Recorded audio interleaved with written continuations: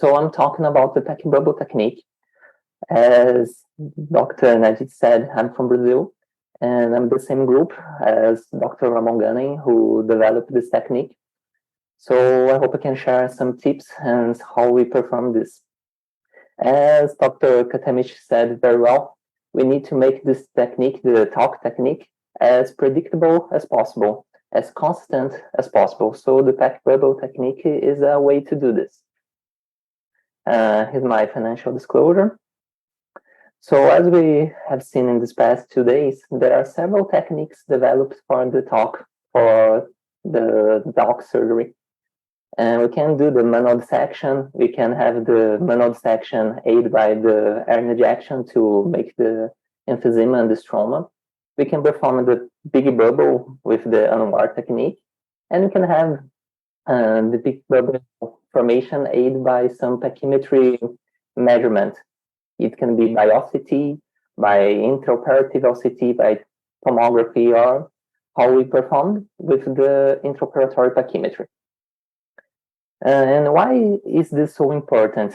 Because we need to make the air injection as deep as possible. We know that the deep injection of the air is directly related with the rate of big bubble formation. So we need to inject it very deep to the dura layer to make sure or to increase the rate of big bubble formation. So the best way to do this is to actually measure the distance that we have and try to make the incision as deep as possible. So I'm going to talk about this technique that Dr. Gannon developed. This technique was published first in the Cornea journal in 2012. And what's the key points of this technique? So the goal of this technique is to make DALK, which is an unpredictable surgery. We know how we're going to start, but we never know how it's going to finish, as the most predictable as possible. So we need to standardize the most of the steps to make it more reproducible. And in the end of the day, increase the rate of bubble formation. So I'm going to go step by step. I'm trying to go a bit slow for the beginning surgeons. I guess that's the focus today. So here, we use the Baron suction trafficking, and all that Katemish said is pretty important. You need to know your trafficking. Here, usually, we use this one and we perform very similar of what he said. We do a partial thickness trafficking, but we don't go too deep because we're going to go deep with our incision, with the pachymetry, not with the trephination. So usually we go around 400 microns with the trephination. And as he said, the trephination usually cuts 250 microns with a full rotation. So we perform around 6/4 rotation to go around 400 microns.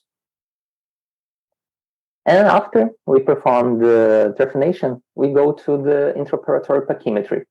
We use an ultrasound portable pachymeter. There are several devices available on the market. You can use the AcuPac, PacPen, whatever you have. And usually we go 1 millimeter inside the trephination groove, usually at 12 o'clock position, which is more anatomical for the surgeon. And we do the pachymetry parallel to the groove. And after all, we use a micrometer diamond knife set. Usually, we subtract 60 microns from the measurement pachymetry. So you can do a very deep incision. So we can inject the air very deep in the stroma. So here's a video showing this technique. So we make the pachymetry 1 millimeter inside the groove, and then we make the incision parallel to the groove. And sometimes, or usually, I extend this incision to the groove laterally, so it's easier to explore the incision afterwards. I'm going to show you how we do. So after we do the initial incision, we need to explore it to make sure it's deep enough, because it's pretty easy to make a superficial incision and you end up injecting the arm superficial in the stroma. So with forceps, we open the incision, see the bottom of the incision, make sure that it's deep. And with the aid of a siskin hook, we can reach the bottom of the incision and make an initial tunnel. Dr. Frogra has a great device that makes this initial incision also, but with a siskin hook, you can do this also.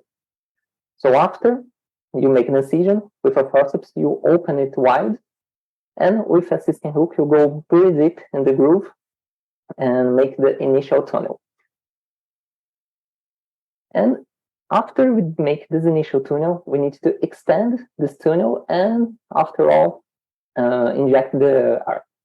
So with a blunt spatula, we make the initial tunnel.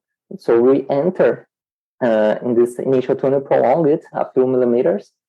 Here we like to use the cernicular spatula, which is a blunt spatula. It's a little narrower than the air cannula. And after we use the spatula, we insert, we guide the DALK cannula. Also, we use the cernicular one. And what we like about this cannula, that's a curved cannula, so it's easier to introduce and lower the chance to make a perforation during the insertion of the cannula. So here we can see in the video, we go through the same groove. You need to be sure that you're going inside the initial tunnel that we made. It's really easy to go to another plane, so make sure that you're in the same plane. Insert gently the blunt spatula, and here is another tip. Try to go as straight as possible with little lateral movement, because if you make too much movement, you can enlarge this tunnel. And unlike Dr. said about the disco bubble technique, that you need a wide tunnel, in the big bubble with air, we need a narrow tunnel, so the air don't escape from this tunnel. So make as straight as possible. And in ectasias diseases, usually we go paracentral to the cornea, not go to the center of the cornea, because it's usually the thinnest point. And then you remove and insert the air cannula in the same spot. Make sure you are in the same spot. And after we insert in the same tunnel, go ahead a bit further to make sure it's pretty tight. And then we inject the air. And we see this white margin, pretty big bubble type 1. In 2015, our group published the results with this technique. And we have a high rate of bubble formation, 85%, with a really high rate of type 1 type 1 bubble formation, 96%. And nowadays, with our experience, it's really the same rate that we have nowadays. As all techniques, they have a learning curve, but we see that with this technique, the learning curve is a little shorter because it's more reproducible and you can standardize the steps a bit easier.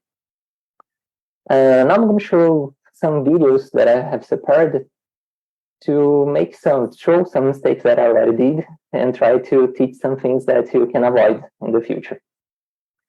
So, as I said, be sure that your incision is deep enough. It's pretty easy to make a shallow incision. You can try to explore it with a knife, but now you lose your reference. You don't know if you're deep enough. You don't know, you lost your pachymetry. So sometimes just let go of this incision and make another one. Make another pachymetry, make another incision. And now you can see we are pretty deep and you can explore the incision and see that you're in a deep plane and you can proceed the seizure from this new incision. As you can see, we start with the siskin hook, then we insert the blunt dissector, and then we insert the cannula. we can see here some folds in the distal membrane.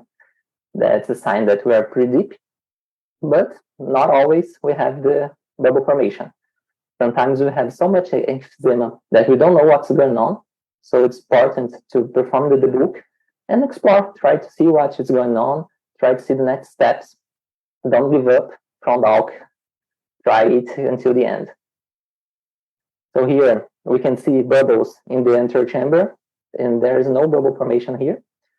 So we can try to go pretty deep, a little deeper, and inject air another time. We can also do the visco bubble. Here we're trying to do the visco bubble. And we see here the formation of the bubble.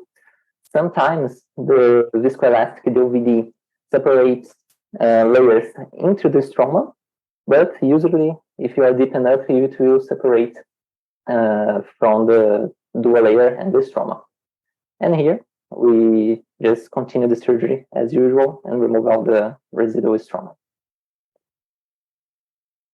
And here we have a pretty video showing the route of the air. So that's an usual case. Perform as usual. The incision with the pachymetry, the initial groove with the siskin hook, the initial tunnel with the blunt dissector, and then we're going to inject the air. We can see as we inject the air is going to go through the stroma. You see that stroma is becoming white, this epenthematous. It's going to start to form the bubble, but you see as the air progresses to the periphery of the cornea, you can see right here as the air goes through this path, it goes to the periphery of the cornea and enters the trabecular meshwork and then enters the anterior chamber. You can see pretty clear entering right here with no perforation. So sometimes you need to be careful. Air in the anterior chamber during the air injection not always means that you have a rupture. Sometimes just air entering from the trabecular meshwork to the anterior chamber. And here we perform the debugging as usual. And here is another tip that I like to share. As we all said, we can use the OVD to other situations. And we like to inject the OVD inside the bubble to enlarge it a little if we need, and to protect the dual layer during the initial cut. It's useful to open the roof of the bubble, so it protects the floor of the bubble. So inject a little of the viscoelastic inside the bubble, and when we cut, we have a protection, and we have the initial puncture of the needle to enter the bubble, so we know where to enter the bubble. And sometimes we try to make the big bubble, and the big bubble ends up to be a small bubble. You see that there are too much pressure. We can make the paracentesis to lower the anterior chamber pressure, so we can make the big bubble easy. But sometimes we can use the OVD to expand this bubble. So here we're doing as usual. I'm going to go a bit further. The initial tunnel. Now we're going with the blunt dissector.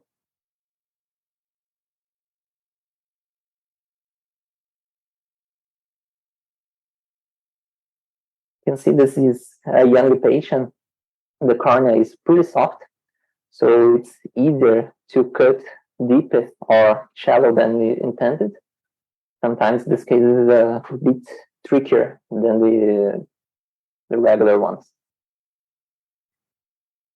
And when we inject the air, we have the bubble formation, but as I try to inject more, I see the pressure is a bit tight. So I leave this bubble the size, that's no problem, we already had the bubble.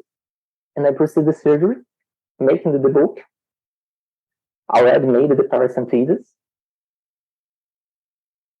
And now, with a 26 gauge needle attached to a viscoelastic DOVD, we puncture the bubble and we inject the OVD inside the bubble.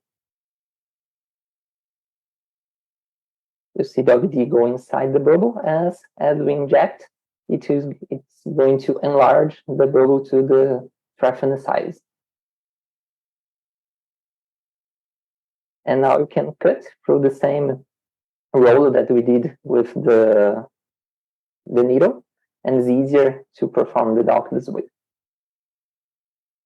But not everything is good. You need to be careful. In this case, everything was going just fine. We had the bubble formation. Little. You see a beautiful bubble formation. When you get this bubble, you know the surgery is going to be successful. Here you can see a sign that Dr. Rashesh told yesterday. The periphery of the cornea is pretty soft and the center is pretty tense. This is a sign that the bubble is pretty tense and you need to be careful. We made a paracentesis. You see that the periphery of the cornea is pretty soft. And here I already had the bubble formation. I don't need to expand the bubble. I just need to protect the floor of the bubble when I open it. So when I inject the viscoelastic material, the OVD, I just need a small amount of the OVD. I don't need to completely, I don't need to completely fill the bubble with the OVD, just a small amount. And you can see as I go through, I keep injecting, the pressure keeps growing, and then here I don't need anymore, and I have a burst. So be careful. This step you can have a burst too, even though we did the paracentesis, but we can have a burst. And here's another lesson. Don't give up from DALK. Even though I had a major rupture, we can see here a pretty big rupture in the dual and the decimal membrane. We can try to go on with the DALK because we can go ahead with it. We can inject air, and pretty much all the time the decimal will attach and you have a successful DALK in the postoperatory. So here carefully I remove all this residual stroma. We can see a horizontal line here. That's the big rupture in the decimal membrane. Always be sure to make iridotomy so we don't have a pupillar block with the air injection. And as we start with the suture, we can inject R in the anterior chamber to make sure that the receptor decimate is going to attach to the donor cornea. And here's the final aspect of the surgery. And the final video I'm going to show is how we can do it, how I do it nowadays. That's the same video from the earlier steps. So we show the same steps again, going a bit further here. As we inject the air, we're going to have the type 1 big bubble formation.